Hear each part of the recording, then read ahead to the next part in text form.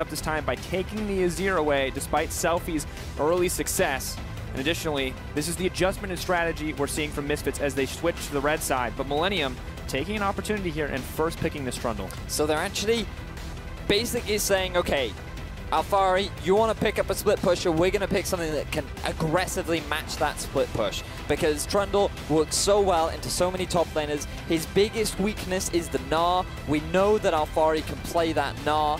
He did it game one, he had an impressive performance. Yes, he was a little bit over-eager come the later stages, but early on he was just the prime bully into Kaze, and there was no response that Kaze could do.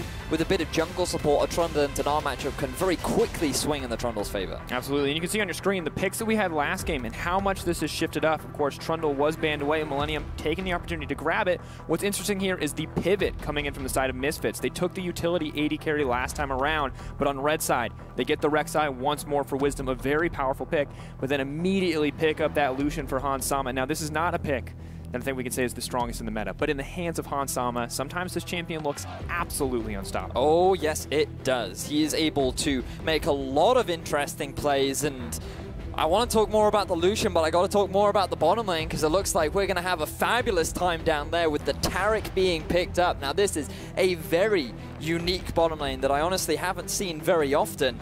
But into the Thresh, into the Jhin, I think that it can be a very interesting combo. Typically, we've seen the Taric being picked in the LCS with an Alawi, and a lot of that combo has been very much about using the ultimate on top of the Alawi to make it easier to get into these fights. And it makes me wonder whether or not Misfits are saying, hey, we just really like the Taric pick, or if they have a secret strategy planned out.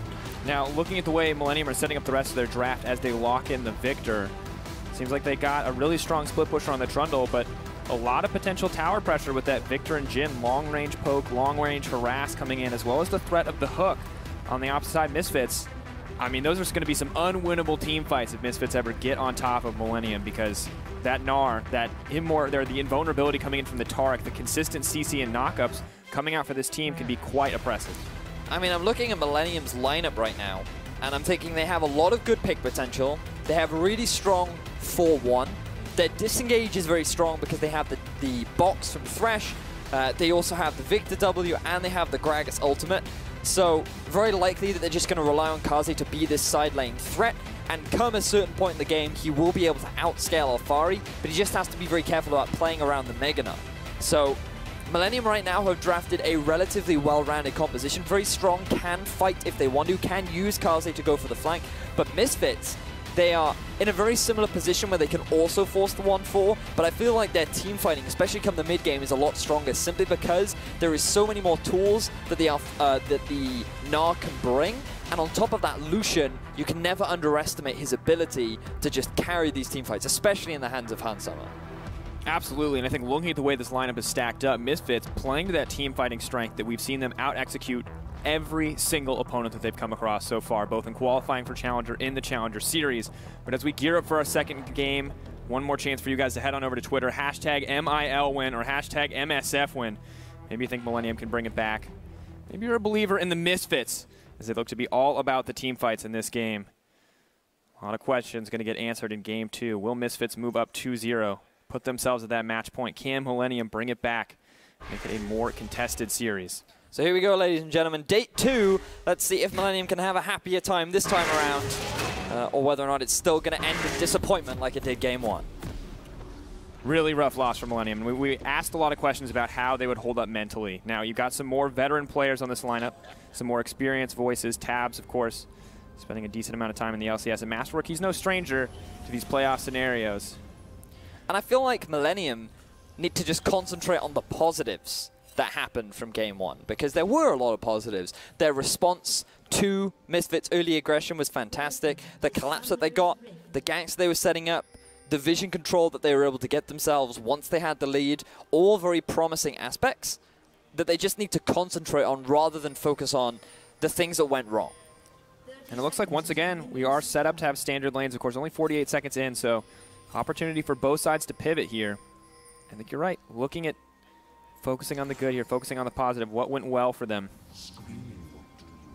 right now? Masterworks' terrifying threats are what's working out for them. But Tabs is going to get stunned up, and there are 2 more members on the way. Ghost coming in from Selfie, Flay backwards to try to buy time for the AD carry, but they're moving forward. Flash burned out in the end. Summoner spell for Summoner spell, but giving up the flash on the AD carry could cost them a lot. Selfie, on the other hand, has to be careful in that mid lane without the Ghost. All right, so Jin, with no tab, could mean that an early gank from Wisdom is on the cards for the bottom lane. Definitely a good way to start, because if you want to get Hans Sama rolling, then there's no better way than to say, hey, the enemy AD carry that has no dash ability and has no flash is in a pretty precarious position right now. I like how you sang it a little bit. Let them know. No flash, no dash. Hey, I mean, yo, Wisdom, I'm just saying. Well, you can see Wisdom has opted to start on the top side of the map, as has Gragas, so the potential to gank bottom lane is there if he goes with a very traditional style jungle clear. We've seen a bit more creative pathing from him in the past as we gear up for our first little bit of lane here. So during the laning phase, typically because Thresh has a bit of a range advantage, he can be quite the bully. Same for Jin, especially if you play around your crit and you manage your grenade, then there's no reason why Millennium's bottom lane shouldn't have the 2 versus 2 advantage. You can see Masterwork just posturing quite aggressively so that he can throw up and use that empowered auto attack that he gets from his E to just be a bit more of a lane bully. But once Lucian gets a couple items, this will start to shift in terms of his ability to duel. But that was one of the big things about the nerf that came to Lucian. It was very much about hurting his laning phase, especially very early on, and his ability to just push every other AD carry around. Absolutely. So looking at Hans Sama, I think we're still expecting the Youmuu's Ghostblade Black Cleaver. And we have to wonder if Millennium are expecting Wisdom here in the bottom lane, because once again, Tabs with no flash. He's stepping forward. That's not what you want. Stun coming in from start. Chain CC lined up. Tab set to fall, but the Ignite is on Hans Sama. First blood drops. Masterwork, is he done yet? Joko on the way in. Knock back onto Wisdom. But he's just going to save the support there, and they're going to have to walk away down a kill. Exactly as we predicted, Sifa. Wisdom prioritized setting up a gank in the bottom lane after burning Tabs' flash very early on. And giving that first blood kill over to Hans Sama is exactly the way the Misfits want to start off this game. Really good play. Joko didn't put the ward down in the bottom half of the map fast enough, and it resulted in Misfits getting that kill. Yeah, great early aggressive moves coming in from Misfits. You can see the gold lane almost 1K in their favor. That's not just first blood. It's also the oppressive advantage that Hans Sama has currently over Tabs. 8 to 20 CS. Only 3 minutes in. Shutting down the AD carry early as the wave was pushing into him cost him so much. Yeah, I mean, look at that. He's going to pick up a double longsword. He's also going to get the Biscuit on top of that. And Ignar, posturing quite aggressively, could look for a potential gank in the mid. Here comes the stun. Where is it going to go? Pretty in trouble. But just some poke going down in the end. Not enough damage on this Vladimir quite yet. With Ignar. I mean, that has got to be frustrating for Pretty, who was doing well in these trades, but now Selfie back to full health. And a little bit more damage down in the end. Shifting that lane over into the favor of Selfie. Vladimir. You can never really push him out of lane. He's always obnoxious, and Selfie playing this so aggressively. This is typically rinse and repeat. Tabs is going to dodge out on the stun, but down goes the exhaust, and they may just keep pushing for Blood Lantern. Oof. Barely enough. One more auto could have sealed the deal. Misfits so much more aggressive in this game too. Really impressive stuff. Ignar now coming in for the flank. Still very little vision for Millennium in the bottom half of the map. They realized that Masterwork was nowhere near. Fortunately, he did come just in time with the Lantern to provide some support. But now Selfie, he's the one getting collapsed on. Gragas looking for the flank here. Just got the level 5. Ghost comes out. Selfie finally gets it up. Pool goes down, wants to avoid that slow. Just going to run right out of there. Misfits, I mean, such aggressive play, but it does cost them something in the end. Selfie giving up a summoner spell on the back of that pressure. But it is only his Ghost. He still has the pool as well as the flash if anything should go awry for him. So he's just going to continue to be aggressive in the mid lane. You can typically outpush the Victor early on simply because he's not going to have his upgraded hex score, but look at Hans. Oh, Hans, has he overstayed? Tark's on the way in. They're going to miss so much, but the hook is still going to connect. Stun going down. Last shot. Joko moves forward, gets into Hans. The flash. Great execution from Millennium to pick up the kill there, punishing the over-aggression from Hans Sama. Really like the flash body slam from Joko just as Hans was flashing. It's almost like he predicted the play because it guaranteed enough CC and damage to get themselves the kill down onto Hans. And Millenium realizing that there was some serious potential problem in hands, getting these early kills and shutting down Tab so effectively that now Millenium wanted to try and return it. But Ignar, he's just continuously putting pressure down on this mid, just being as much of a nuisance as he can. Roaming everywhere on this map when it's asked for, mostly to mid lane at this stage, and Pretty is giving up a decent amount of CS in these trades. We'll get a lot of this back as the wave crashes in, but you can see once again, laning phase going in the favor of Misfits thus far. But thanks to the good gank from Joko on the bottom side, a lot of that CS is coming back. Selfie, though, gets aggressive, tries to get the lane control here, and Joko out of mana is not going to be able to help much. Just keeping my eye on the junglers right now because both are hanging around the mid lane.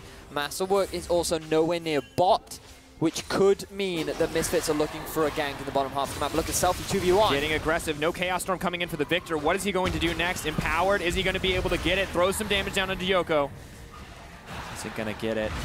Misfits, though, they absolutely are pressuring out this middle lane, and it is giving them so much. Selfie came so close to getting a kill down onto Pretty.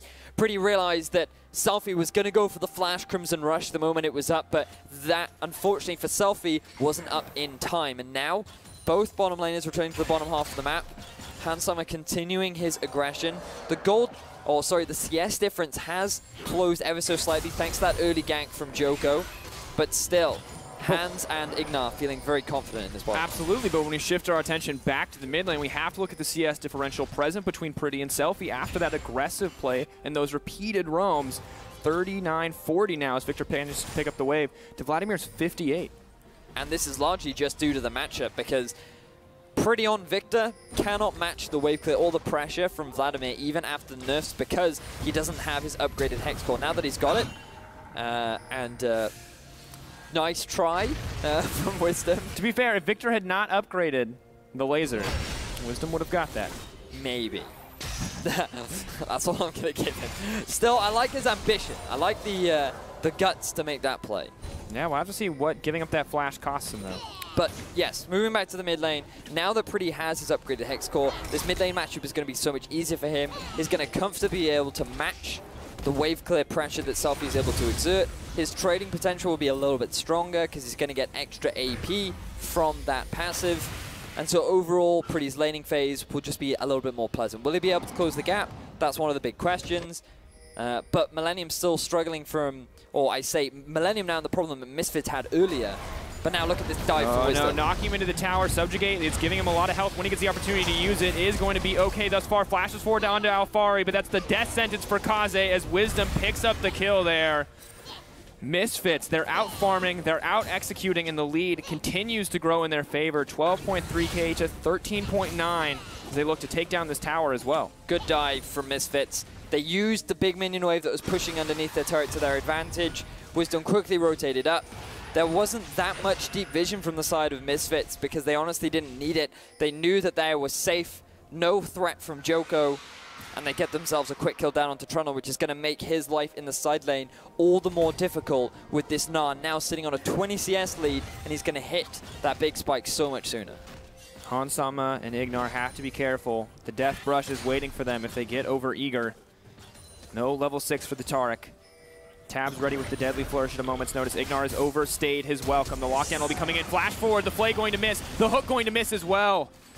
Execution for Millenium does not pan out, and Misfits get to walk away unscathed. Selfie popping the ult on mid. Getting aggressive, forcing Summoner Spell trades. And aggression in the lanes appears to be the story everywhere as Ignar and Wisdom leave theirs to start pressuring out this jungle. Masterwork backing up Joko, and the attention seems to have shifted to the bottom lane. So it seems that Game 1 jitters are out of the window as both teams now trying their best to find as many advantages in the early game as they can. Joko spending so much time in the bottom lane trying to support Tabs, but while he's been putting all this pressure down here, Wisdom has been returning that pressure into the top half of the map, and he has been succeeding, resulting in Alfari getting so much further ahead. Level 8 to the now only just hit level 8 Kaze, as well as a completed pickaxe and a Jorum's Fist, means that he is just going to continue to bully Kaze around, and it's going to be very much a similar story to Game 1. Now, Lantern going down. I'm wondering if we're going to see some contention on this Dragon. Wisdom, of course, with the level advantage, should be able to win the Smite War. Joko, nowhere to be seen. Out comes the Jhin ultimate. Tab's taking his time on these shots. Last one. taking his time. It is going to go down in the end. Hook not enough to steal it away. Millennium trying to pick up what they can in the meantime, but first Dragon dropping to Misfits. And it is the Infernal Drake, definitely one that you want to be picking up early. That additional 8% AED and AUP, always very valuable to have. And with another Dragon on the table, it will be another Infernal. And with the way in which Misfits are going, as Kaze takes a lot of damage. Alfari, no fear trading here. Now, Alfari, it looks like he might be going for a Frozen Mallet first. Now, this is something we saw in his build path last game, but I mean, what does this really offer for Gnar in the end? It makes it sticking to Trundle so much easier, as well as kiting him, because one of the big problems that Trundle has is closing the gap against the Gnar. And remember that Kaze, his big window to punish Alfari is during this mini form. So if you pick up that Frozen Mallet, you can just continue to kite back and keep that Trundle at arm's length until you go into that mega form where it's much easier to trade back and forth. But it doesn't matter for Kaze right now, because even without that item, he's still being kited anyway. He's still taking a huge amount of poke. He's being forced away from this turret, and it's going to be another first tier 1 turret in the top lane just gone in favor of Misfits. Yeah, just taking the pressure advantage here. And now when we look back at these guys, at their history playing against each other in any tournaments, we say Alfari always the one to come out on top, and it looks like the story has not changed here, despite what Millennium need in these finals. Alfari with a massive CS advantage, continually dominating these lanes on the Gnar. For those that are unaware, Kaze and Alfari have actually met multiple times in many different European tournaments. The most memorable one for me was back in PGL. Millennium still had Kaze up in the top lane. Alfari was playing back with Maxtor, who a lot of you may have known. And they met in the finals then. It was Alfari being super dominant. They met multiple times, and it has regularly been Alfari coming out on top. And this time, it may have been an opportunity for Kaze to turn it around, but right now he is struggling. And unfortunately, he hasn't really been given an opportunity to shine, thanks to the relentless pressure that has come out from Wisdom in this second game. Yeah, and additionally, Joko consistently on the back foot this time around. You can see losing out in CS and in pressure across the map. May have the 1 kill under his belt, but not getting too much for this team this time around. And with Gnar now completing the Frozen Mallet as his first item, Trundle is going to be nearly impossible for him to do much in terms of trading. And Misfits move in to take yet another tower as the bot lane is shifted to the top side from Millennium. And Hans, he just forces tabs back. Pretty taking a lot of damage mid, but Selfie just going to use it to put a bit of poke down, taking advantage of that Crimson Rush passive that he has. Millennium now forced to swap to the other side of the map as they're looking for a play onto Alfari. Now comes the ultimate, slows going down. They're committing to Alfari. Force shot comes out. Alfari just going to flash away. Joko here as well. This is a lot of commitment onto the Gnar. Are they going to be able to get him? They're diving onto Alfari. He's set to fall now, but Kaze, is he going to drop 2? Yes, Ignar moving back in. Kaze drops tower aggro, but he picks it up one more time to give Ignar the kill. And you can see the look on Kaze's face. That was a good dive overall, but Joko, he missed the barrel.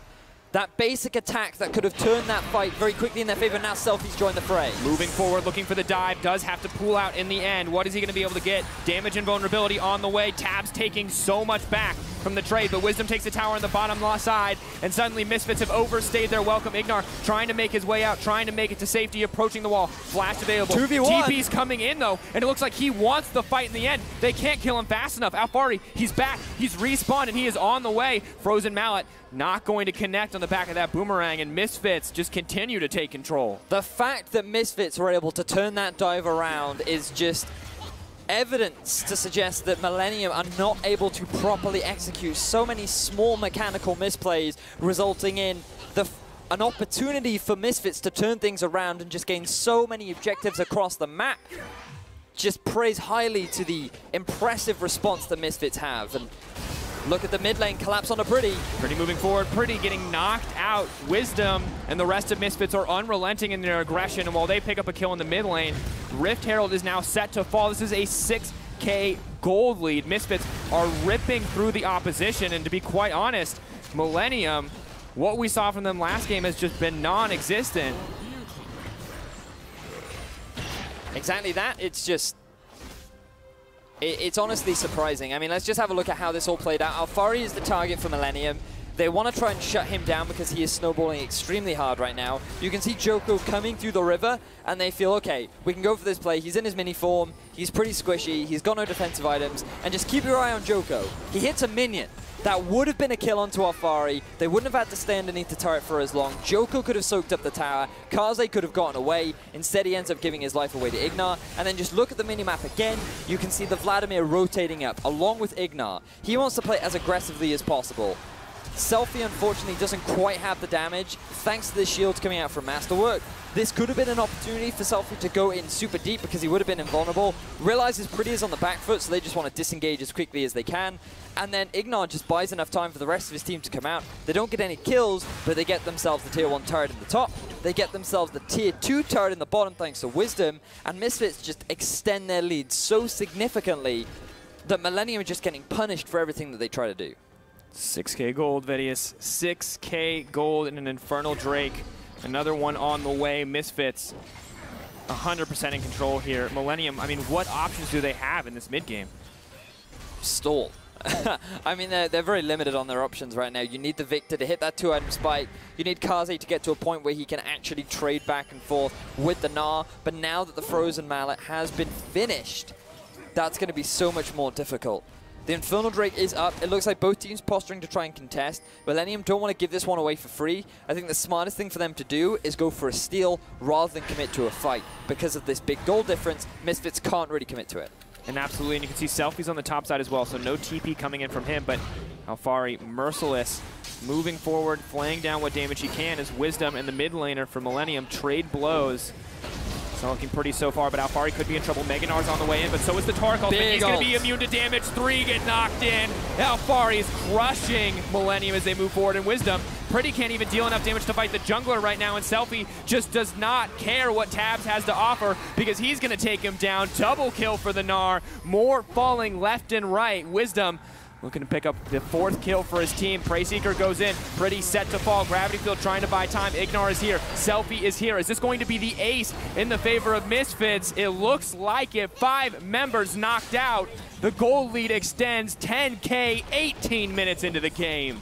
Misfits don't even care about the Infernal Drake. They just want everything else on the map. They are dismantling Millenium in what was such a one-sided fight. They try to get the collapse down onto Alfari. They think he's out of position. There's no support from the rest of Misfits. Vladimir doesn't have TP, but the Gnar bar combined with the ultimate from Ignar is enough to buy time for the rest of Misfits to get the collapse, set up the initial engage, and just look at Wisdom. He's 2v1ing. Selfie on the backside, diving a turret. He has so much sustain, so much damage that enables him to get the kill onto Tabs. And then Wisdom just continues his 2 versus 1 spree. Yes, he gets some support from the rest of his team, but really they're just there to help him clean up his own damage. That was just so impressive from Misfits. They get so many objectives off the back of that. And while they haven't quite yet broken into base of Millenium, 10,500 gold in their favor at 19 minutes. This was the Misfits that we were coming to expect. Exactly, and picking up that 2nd Infernal Drake as well. 16% additional AD and AP. You can see how easy it is now for Selfie to rip through those life bars. Rek'Sai is on the way in as well, and Misfits take control of the bottom side of the map. Millenium forced out of their own jungle. Joko has to be careful here.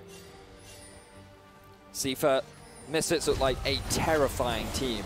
If game 1 was just a warm-up for them, then you can see the results of what happens after they quickly identify what went wrong for them and they move back towards their lane-dominant style. And I mean, they were pretty lane-dominant in game 1, but game 2, they have champions they can quickly turn that lane dominance into a very substantial lead, and they have just been relentless in doing so. And one of the big parts of that is this roaming Ignar. We didn't talk about it very much, but the fact that on this Taric, he was top, he was mid, he was controlling vision in bot too. He was just doing so much across the map, getting very early mobility boots to enable him to do that. And it was just so impressive to see. They're so far ahead that Ignar has a Hex Tech revolver in his inventory. Ult coming out though. Maybe Millenium want to turn this back. A few more seconds of invulnerability is the final shot going to land there from that Jhin ultimate. And it's not going to get them much back. And I'm going to be honest, Vedius. Millenium, I know they need to buy time. I know they need to wait until this gold lead isn't relevant. But 11K gold 20 minutes in, it feels like Misfits can just run through them at this point in the game. Thing is, Misfits have been in before. Misfits have had a sort of lead like this, and then Alfari went to try and dive the enemy nexus. and that resulted in Forge getting themselves the win during the regular season. So the question is now, how well can Misfits close games out? Because this has been a big critique for teams in Europe in particular, their ability to use a gold lead to then transition into a game end. Oh, and they may have called Masterwork. Hydra comes in, Wisdom hitting like a truck, and Selfie's on the front line. Joko has to flash to safety. Selfie dash forward, ultimate comes out, Cass gonna miss. The Selfie pushes for more, that's 1 kill. That's 2, Han Sama cleans up. And Misfits are now going to push it down on the top side of the map. Easy for them to take the towers, and Millenium running out of options. We wanted to know how Misfits were gonna close it out. Well, they control vision in Millennium's jungle. They look for a potential pick, and they find it down onto Masterwork, but they actually leave Masterwork and they go for the kills on the people trying to support him. Tabs goes down, the Smite goes down, and Millennium, they're not going to be able to contest this Baron, but they're going to try anyway. Moving in, Misfits, maybe they want a few more kills. They're going to knock Pretty into the wall. They're going to burn Pretty down. Wisdom now unstoppable. Ignar body blocking for the team because they're going to take the Baron. They're having their cake. They're eating it too. Not a lot of opportunity left. Millennium hurting. 15K down in 20 minutes. That hurts, man. That's got to hurt. One of the biggest leads in League of Legends of all time. And you can see here, Masterwork, he tries to get some vision around Baron. Misfits punish him for it. Quick collapse down onto Joko and Tabs. There's nothing that they can do about the damage. They get themselves the tier 2 in the top lane, quickly transition that into the Baron, and now they're just... Millennium are out of options. They need to be focusing now on what they can do to move into game 2. Cloud Drake is up. Maybe they can grab that one to cool themselves off. But other than that, there is very little hope for Millennium to turn game 2 around. I mean, Rek'Sai has 4K up over this Gragas. He has 5 kills, 5, 0, and 3. He didn't even bother getting a Sightstone this game because vision wasn't important to him.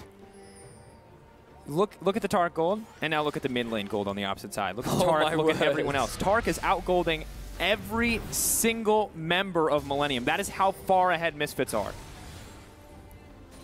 I like the phrase out-golding. Out-golding, sir. You have just been out-golded. And I mean... If 15,000 is not enough to out-gold someone, I don't know what is, Phidias. We talked about mental fortitude. Well, now Millennium are going to have to stay very sturdy after this game, because if you find that the enemy support has more gold than your entire team, that's just... I mean, the enemy support built a proto belt. That's the kind of game that this is. This is the Tarek leaping forward with the stun. He's your engage. Ultimate coming in for Ignar, though. Will Millennium get the opportunity to turn this back? He's immortal. Going for Crystal. Maybe he's going to get for more. Selfie on the back lines. They're just burning down, but Misfits are just playing with their food. Millennium, can they turn anything back? They burn just about everything they have. Flashes, heals, but not a single member of Misfits going to drop. Just an exchange of summoners in the end, but Misfits still looking much healthier. Ignar going now for the split push Tarek. He already used the Proto Belt earlier to get out of harm's way. But Millennium, they're being forced to use everything just to stop Misfits from knocking on their doors. They were able to mitigate the siege for now. I feel like Misfits went a little bit too aggressive. They could have just used up far in the side lane to slowly wear that turret down. They did it in game 1. But it's not going to hurt them too much. It's going to slow down their tempo just a bit. Going to pick up their Cloud Drake to get that tempo back to where it was. And Selfie just basically taking everything in the enemy jungle. I mean, to be honest, there's very little left to analyze because Misfits just, right now, they have everything that they need to end this game and take a 2-0 lead over the Millennium. But they're just stagnating it for some reason. They're not being as decisive as I expected them to be, Sifa. I mean, right now it's Misfits' game to lose. That is definitely the case. And I think keep our eyes and see how clean they can end this. This is something we wondered about as a team, but I mean, 16K gold lead. They've got Baron, they've got everything they need, but I mean, at the same time, we have to praise them for not getting too aggressive. We've seen this team overcommit before. There's no Alfari diving over the walls to try to get kills here. They've tempered that aggression, and they're just taking this, I mean, they're taking it the slow way. They don't want to give anything up. They don't want to risk anything in the end. Thing is, there's a lot of wave clear on the side of Millennium, and without this Baron, Misfits are going to struggle to break into the base. The chances of them finding another pick are very low. So what instead they're going to do is try and use this 1-3-1, split Millennium up as much as they can. There's not enough wave clear to stop all 3 lanes from pushing in. But notice what Pretty is doing. He's moving up very deep into the lane to get to the wave faster than, or to get to the lane as soon as he possibly can, so that his death ray is up sooner, so that he can have more wave clear more readily. And that's only one of the few ways in which you can stop this. But now sending 2 members bot, Misfits could look to commit into the mid. They're actually going for a dive. Maybe going to look for more. Tabs takes so much damage, the stun not even connect, but Masterwork left alone with the jungler, or her Wisdom. Has he been caught in? And comes the ultimate. Ultimate's traded back and forth. Wisdom, will he go golden in time? No, shutdown coming back. Millenium buying themselves a brief reprieve. The Taric ultimate, the delay, too great. This is what we talked about, Sifa. This is coming back to week 1 of Misfits, where they're diving the enemy base without proper setup. There were not multiple members there to help support Wisdom. He was basically diving onto Tabs, who had no summoners. He didn't even get anything off the back of that. And it's just going to give more gold over to Millenium. Yes, they're still at a massive gold disadvantage, but you cannot afford to be giving these small leads back to Millenium. The shutdown gold is going to help.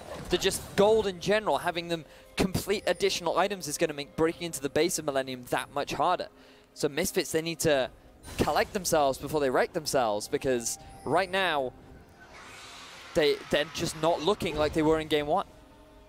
I mean, I think when we're getting a little, I think we're getting a little nitpicky here, because at the end of the day, yes, Misfits, we expect more from them. We expect them to be this team to close out games with confidence, but they built themselves this lead. Yes. From the ground up. 16K gold. They can make mistakes. They've built themselves enough of a lead that they can make mistakes, but I think that you're right in saying that we need to see them play crisper as we move further in the game. Thing is, I feel that this is a team that feels that they are LCS worthy. They've even said themselves that they think on an individual level they can compete with the top LCS teams, and perhaps that's true.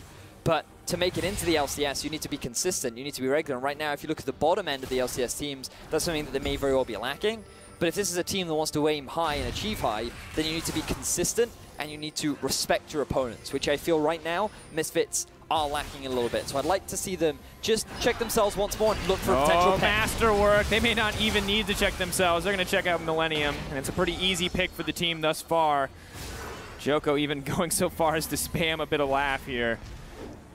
In high spirits, despite the gold lead pressed against them, despite the enemies barreling down, because 17K, Misfits. 1 member has dropped. No Thresh. No Lantern to save the day.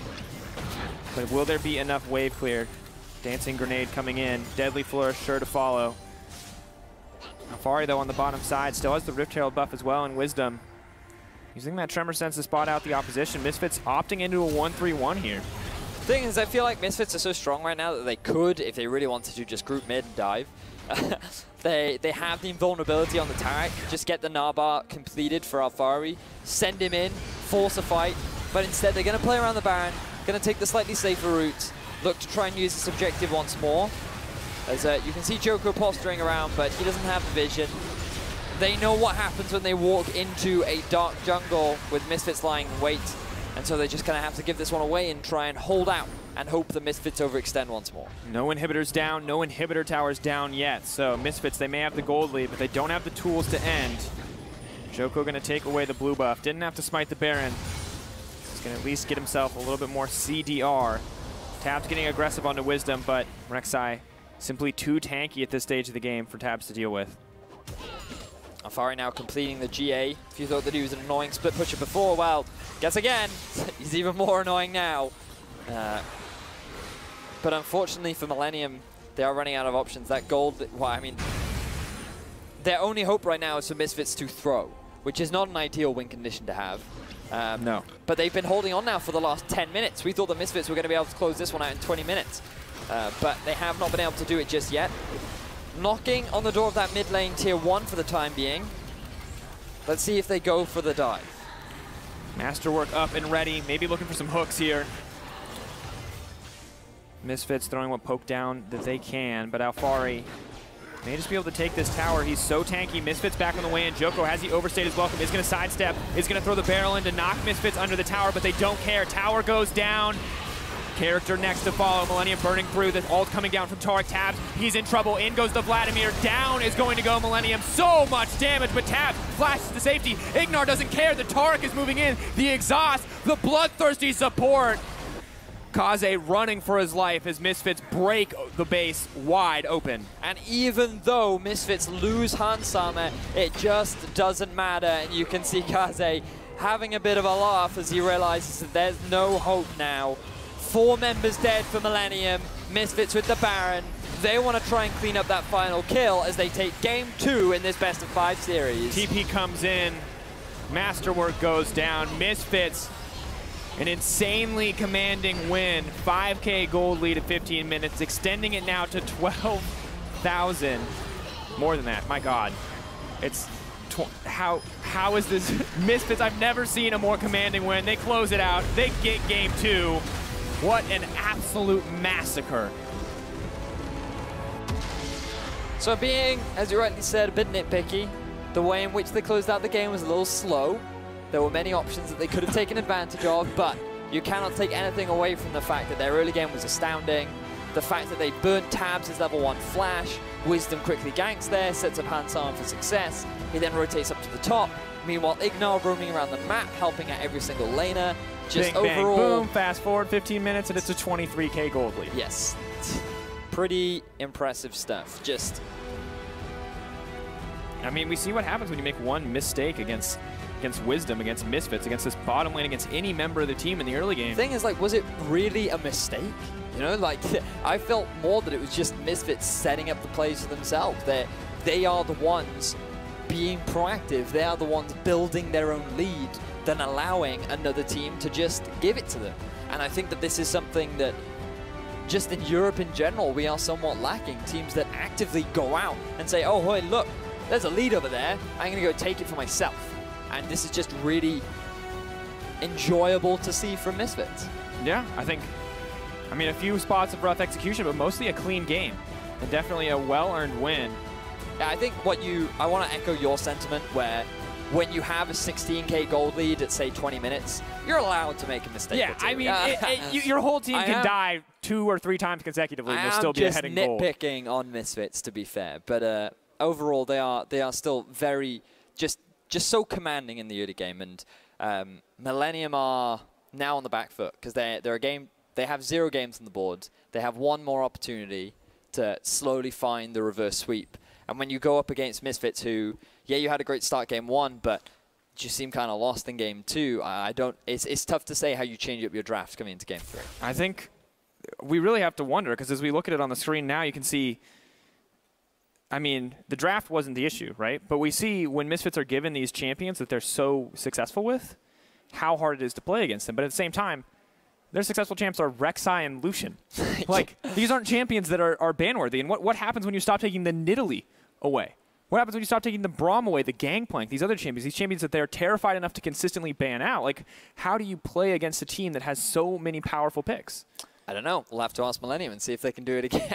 Because I'm not the one on stage. It's a tough one to think about because there really are a limited options. Something the Misfits have said multiple times is our champ pools are deep. We have a number of options. I know, having cast Alfari for the last year, that he can play almost anything. And like, how do you ban that out? You have to just match them on skill. And right now, Millenium are unable to do that.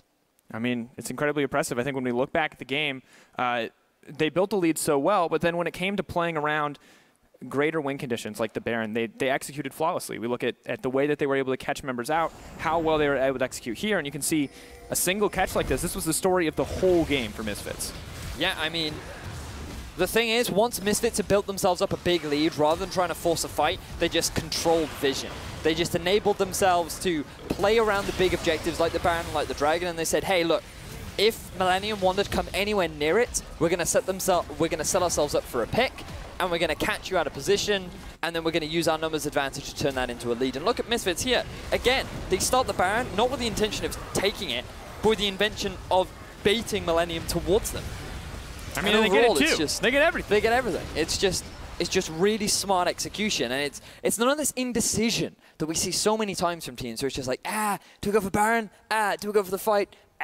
What do we do? And instead they're just like, right, what we're going to do is we're going to kill him, and then we're going to take the Baron. And then everyone's like, agreed. And then they execute it flawlessly. And it's just very nice to see. I hope that we get to hear the comms at some point so I can see here if they actually sound that like just guttural like in unison. They all just go, agreed. Yes. Looking ahead, looking at the games to come, I mean, when you're Millennium, what has to change in your strategy? What do you need to do? Maybe just pick lane dominant champions. It would be nice to see maybe the Gnar in the top lane, take that away from Alfari so that you can have the advantage if you're Kaze. Maybe in the mid, shift away from the control mages, be something a little bit more aggressive, or maybe get the Azir for yourself. Obviously, it was banned away. It's honestly a very tough one to call because I just feel like right now it is regularly Misfits getting a draft that just enables them to succeed. And not only a draft, but the execution just also feels in their favor. And I mean, honestly, I don't know. I don't know how Millennium come back from this. I don't know what they need to change or what they need to do because it's rare that we see a team so decisively take it down. But, of course, with the series sitting at match point, it's time for a quick break. When we return, it's Game 3 here at the EUCS Summer Finals.